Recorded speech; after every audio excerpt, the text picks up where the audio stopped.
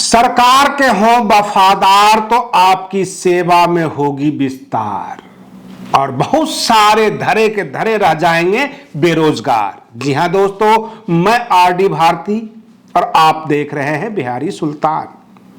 आज 15 मार्च 2024 है और मान्यवर काशीराम जी का जयंती है। हम अपने तमाम दर्शकों के साथ हैं जो उनकी जयंती के ऊपर, जयंती महोत्सव के ऊपर उन्हें श्रद्धा सुमन अर्पित कर रहे हैं। हम आपके साथ हैं, बिहारी सुल्तान चैनल आप सबों को श्रद्धांजलि जो है मान्यवर काशीराम जी को दे रहे हैं, आप सबों के साथ। और जो हमारे नए दर्शक हैं उनसे आग्रह है चैनल को सब्सक्राइब जरूर करें, वीडियो अच्छा लगे तो इसे लाइक जरूर कर दें, क्योंकि मैं आपको पते की बात बताने वाला हूं। कल 3 बजे 16 मार्च 2024 को कल 3 बजे चुनाव आयोग आचार संहिता लागू करने वाली है 2024 के लोकसभा चुनाव का। जो सूत्रों के हवाले से खबर है 7-8 फेज में चुनाव होगा और अप्रैल के पहले सप्ताह से ही वोटिंग शुरू हो जाएगी और मई के पहले सप्ताह में इनकी गिनती हो जाएगी। कहने का मतलब पूरा प्रोग्राम निकल कर आ रहा है, लेकिन चुनाव आयुक्त यानी केंद्रीय चुनाव आयुक्त कल इसका ऐलान करेंगे। सर्वोच्च न्यायालय कुछ एक्शन लेने वाली थी, तो कल ही केंद्र सरकार ने क्या किया, अपने पुराने जितने भी मातहत उनके थे आईएएस ऑफिसर, जो कैबिनेट लेवल के सेक्रेटरी वगैरह, उनको सेवा विस्तार देकर रिटायर्ड आईएएस ऑफिसर को उन्होंने जो है चुनाव आयुक्त बना दिया। सुखबीर सिंधु, राजीव कुमार, बहुत सारे नाम हैं जिनको जिनको बनाया गया। सुखबीर सिंधु को बनाया गया चुनाव आयुक्त। जब उनके ऊपर केंद्र सरकार ने मेहरबानी किया है तो उनसे कितनी आशा की जा सकती है? क्या वो केंद्र सरकार की मेहरबानी नहीं करेंगे?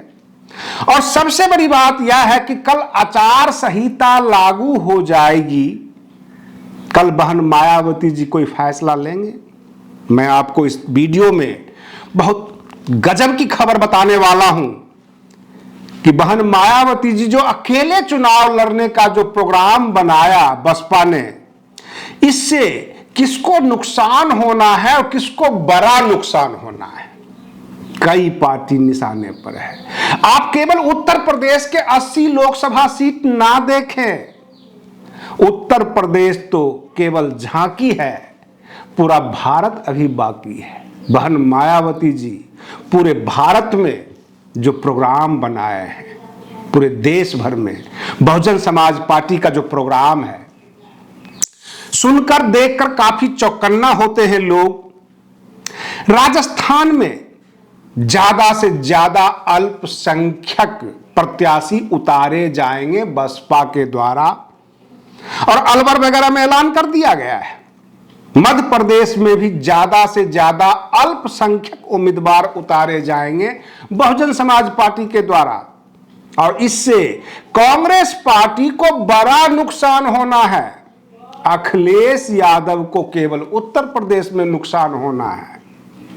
और कल आचार संहिता लागू हो जाएगी। आनन फानन में कांग्रेस, सपा, बाकी जो इंडिया गठबंधन के पार्टनर हैं, घटक दल हैं, आकर बसपा को मना लेती है। बहन मायावती जी से रिक्वेस्ट करके गठबंधन में ले लेती है, तो रिजल्ट कुछ भी हो सकता है।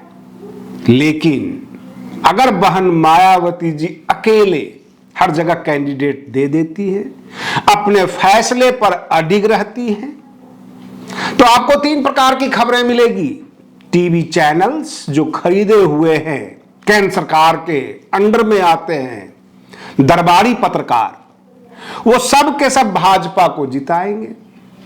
और कुछ लिबरल पत्रकार हैं जो इंडिया गठबंधन को पूरी ताकत देंगे कि यहां से जीत रही है, वहां से जीत रही है। बहुजन पत्रकार बहुजन समाज पार्टी का भी खबर देंगे, कभी समाजवादी पार्टी का खबर देंगे, कभी आरजेडी का खबर देंगे। कहने का मतलब पत्रकारों की भी जो है पूरा का पूरा ग्रुप बटा हुआ है, कहीं भी निष्पक्ष न्यूज सुनने को नहीं मिल पाता। बिहार से खबर आ गई, पशुपति पारस जो है हाजीपुर सीट के लिए अड़े हुए हैं। एक तरफ से खबर निकल कर आ गई कि अगर एनडीए ने उनको हाजीपुर सीट नहीं दिया तो वो इंडिया गठबंधन से चुनाव लड़ेंगे, लेकिन हाजीपुर से जरूर लड़ेंगे। और सबसे बड़ी बात यह है कि जो एनडीए खेमे से खबर आई, 5 सीट चिराग पासवान को दिया गया, पशुपति पारस को राज्यपाल बनने का ऑफर दे दिया गया, जो उनके प्रिंस राज हैं, जो समस्तीपुर से सांसद हैं, उनको बिहार के कैबिनेट मिनिस्टर बनाने की तैयारी होने लग गई कि हम आपको बिहार में मंत्री बना देते हैं। इस तरह से हम सबको संतुष्ट करते हैं, जो एनडीए का अपना प्रोग्राम था। अभी तक जो खबरें हैं, पशुपति पारस हाजीपुर सीट के लिए अड़े हुए हैं। अगर ऐसा हुआ तो जो उनके 5 सांसद हैं, अगर सबके सब उनके बात मान लिए और इंडिया गठबंधन से लड़ गए तो SC ST वोट में थोड़ा बहुत तो कटौती होगी। पशुपति पारस कुछ न कुछ तो फर्क डाल देंगे, लेकिन बिहार की जो पासवान कम्युनिटी है, जो SC ST वर्ग के लोग हैं, चिराग पासवान में रामविलास पासवान की छवि देखते हैं। 6 से लेकर 8% तक वोट मतदाता चिराग पासवान को जाता है। चिराग पासवान की रैली में भीड़ भी बहुत ज्यादा लगती है। तेजस्वी यादव की जो रैली में भीड़ होती है, उस भीड़ के बाद अगर कोई भीड़ दिखती है तो चिराग पासवान के पास। बिहार की स्थिति यह है। उत्तर प्रदेश में जो समीकरण बिठाई जा रही है, जो राजस्थान से खबरें आई, जो हरियाणा से खबरें आ रही है, हर जगह है। बहन मायावती जी दलित मुस्लिम गठजोड़ का एक मैसेज दे रही हैं और यह मैसेज बिहार तक जाता है। पश्चिम बंगाल में भी यही खेला होने वाला है। ममता दीदी भी टेंशन में आ जाएंगी अगर बसपा ने अल्पसंख्यक ज्यादा से ज्यादा उम्मीदवारों को उतार दिया तो यह सीधा नुकसान करेगा इंडिया गठबंधन के घटक दलों का, जो जहां से है। चाहे समाजवादी पार्टी उत्तर प्रदेश में है, कांग्रेस पार्टी का जनाधार मध्य प्रदेश में है, राजस्थान में है, छत्तीसगढ़ में है, और हर जगह बसपा भी है, क्योंकि बसपा भी एक राष्ट्रीय पार्टी है। और उधर राजस्थान से जो भगवान सिंह बाबा हैं, बसपा के प्रदेश अध्यक्ष, उनके हिसाब से जो अभी तक, और बहन मायावती जी ने जितना ट्वीट किया है, सब जगह एक ही बात आ रही है, हम अकेले चुनाव लड़ेंगे और इस तरह से समीकरण हम बनाएंगे दलित मुस्लिम गठजोड़ का। एक बहुत बड़ा वोट का फर्क डाल देगा। इंडिया गठबंधन अगर किसी मुगालते में है तो हर जगह से सीट हार जाएगी। भाजपा चुनाव जीत सकती है, लेकिन बहुत सारी ऐसी भी सीटें हैं जहां से बसपा अपना कैंडिडेट निकालेगी। बसपा इस बार काफी जगह से कैंडिडेट निकाल सकती है, जरूरी नहीं है केवल उत्तर प्रदेश। राजस्थान में भी बसपा का जनाधार भी बढ़ा है, लोग जुड़े भी हैं। हरियाणा में भी यही हाल है। तो हर जगह से बसपा को मजबूती मिल रही है और ये सारी की सारी पिक्चर तो मई के फर्स्ट वीक में पता लग ही जाएगा किसको कितना सीट मिला। और कल से आचार संहिता लागू है। कहने का तात्पर्य यह है, अभी तक पिछले 3 महीने से यह चलता रहा कि बहन मायावती जी प्रधानमंत्री चेहरा होंगी, गठबंधन में आएंगी, लेकिन ऐसा कुछ नहीं हुआ।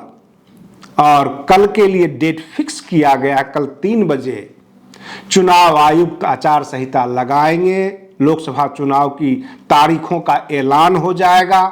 7-8 फेज में ये चुनाव होंगे, सारा प्रोग्राम लेकर बैठ जाएंगे चुनाव आयुक्त। अगर राजनीतिक दल नहीं संभले, इसी तरह से बिखरे रहे, तो बसपा ने यह सोचा हुआ है कि सीट कितनी निकलती है उसकी परवाह ना करते हुए एक परसेंटेज वोट इतनी मिलनी चाहिए पूरे भारत से ताकि राष्ट्रीय पार्टी का दर्जा बना हुआ रहे। और ऐसा होता है तो इसमें अच्छा खासा नुकसान इंडिया गठबंधन का है, क्योंकि 2022 में उत्तर प्रदेश में बहन मायावती जी ने जो प्रयोग किया था, समाजवादी पार्टी कितना पीछे रह गई। बहन मायावती जी ने घोषी उपचुनाव में अपना कैंडिडेट ना देकर भी एक मैसेज ही दिया था कि अगर हम नहीं है तो तुम जीतोगे, अगर हम हैं तो तुम्हारा हारना तय है। हमारे दर्शक हमसे जुड़े हुए रहते हैं, हम रोज न्यूज लेकर आते हैं और आप अपनी मन की बात अपने कमेंट्स में कहते हैं। ये और बात है कि आप प्रधानमंत्री जी नहीं हैं, लेकिन मैं फिर भी कहूंगा कि आप अपनी मन की बात कमेंट्स में करते हैं, अपनी प्रतिक्रिया देते हैं। हम भी आपको न्यूज और खबरें देते रहते हैं।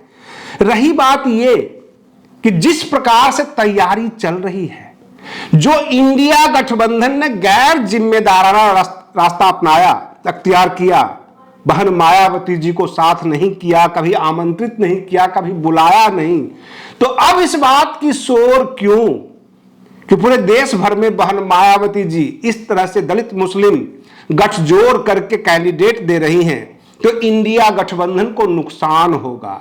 राजनीतिक दल जब उम्मीदवार देती है तो अपना नफा नुकसान देखती है, दूसरे का नहीं। इसमें इंडिया गठबंधन को नुकसान हो अथवा भाजपा का हो, बसपा की कैंडिडेट को जिताने के लिए बसपा हर संभव प्रयास करेगी।